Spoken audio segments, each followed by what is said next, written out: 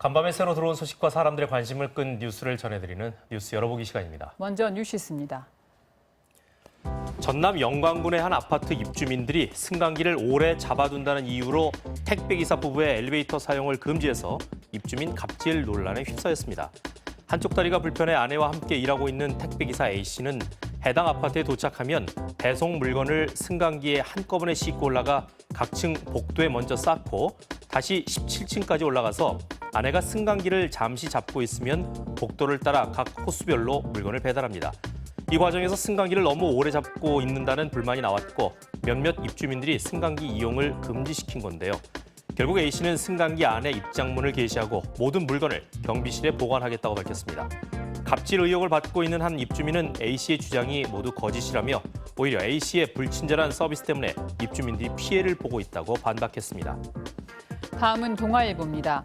다음 달 2일부터 집회나 시위 현장에서 발생하는 소음에 대해 기존보다 엄격한 잣대로 판단하는 개정안이 적용됩니다.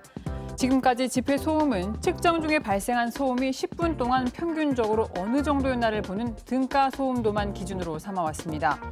이 때문에 집회 참가자들이 음악 볼륨을 크게 틀었다가 줄였다가 반복하는 식으로 법망을 피해가곤 했다는데요. 앞으로는 발생한 소음 가운데 가장 높은 수치를 측정하는 최고 소음도 기준이 생겨서 현장에서 1시간 안에 3번 이상 75에서 95데시벨을 초과하는 소음이 발생하면 경찰이 소음 유지와 확성기 사용 중지 등을 명령할 수 있게 됩니다.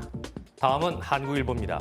수도권 폐기물 매립지와 소각장을 둘러싼 갈등이 점점 고조되고 있습니다. 환경부는 서울시, 인천시, 경기도와 함께 회의를 열고 대체 매립지를 찾기 위한 공모를 추진하되 이미 자체 매립지 후보지를 정한 인천시는 제외하기로 했는데요. 앞서 인천시는 인천 옹진군 영흥면에 자체 매립지를 조성한다는 계획을 밝힌 바 있습니다. 서울시와 경기도가 함께 쓸 대체 매립지는 경기도에 들어설 가능성이 높은 상황이지만 경기도는 대체 매립지가 조성될 가능성에 대해 아무것도 결정된 게 없다며 강하게 부인하고 있습니다.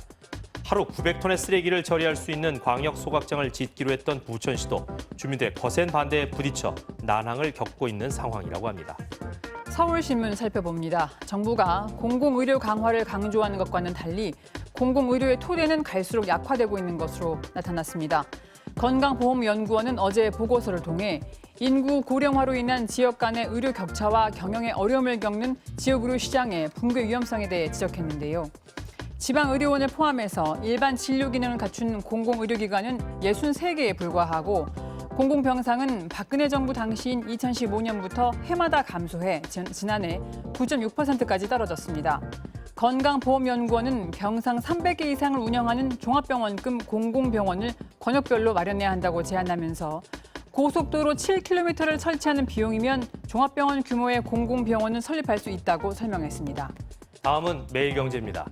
애플이 내년부터 수익금 100만 달러 이하의 중소개발사나 새로 진출하는 개발기업의 애플리케이션 마켓 수수료를 기존의 절반인 15%로 인하하기로 했습니다. 소비자가 1,000원을 결제할 때 기존의 애플은 300원을 가져갔지만 이제는 150원만 가져간다는 건데요. 당장 내년부터 인앱 결제를 의무화하고 결제 수수료를 30%로 일괄 적용하려던 구글이 어떤 반응을 보일지 관심이 집중되고 있습니다. 뿐만 아니라 구글 갑질방지법으로 불리는 전기통신사업법 개정 법률안 입법 논의에도 변화가 생길 것으로 예상됩니다. 끝으로 국민일보입니다. 서울시가 쪽방촌 주거환경 개선을 위한 표준평면을 전국 최초로 개발했습니다. 표준평면을 보면 쪽방촌 재개발 공공주택의 최소 평수를 최저 주거 기준인 14제곱미터 이상으로 규정했는데 주로 2평 미만인 쪽방을 4.2평 이상으로 늘리고 침실과 욕실을 갖춘 공간으로 재개발해서 거주민의 주거 질과 재정착률을 높이겠다는 겁니다. 이 표준평면은 당장 추진 중인 영등포 쪽방촌 공공주택 사업에 처음으로 적용될 예정입니다. 지금까지 뉴스 열어보기였습니다.